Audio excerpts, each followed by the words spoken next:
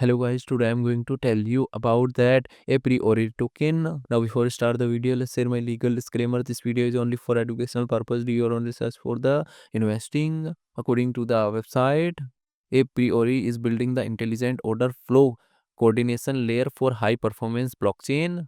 Its architecture comprises an order flow segmentation engine that classifies trades in real time and a flow aware routine engine that directs begin orders into efficient liquidity pools while isolating risking ones to resilience path.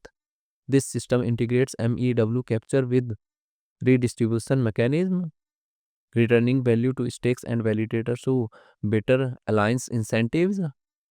This project is based in the United States. The funding team includes engineers and quantitative traders. Formality at jump. A priori token total supply is 1 billion and circulating supply is around 185 million APR token. APR token is listed on Binance Alpha, Bitget, MEXC and other exchanges. If I share my opinion with you, then this project up to 80% chances is that it is a legit or good project. So guys, don't take my opinion as a financial advice. Do your own research for the investing. Thanks for watching.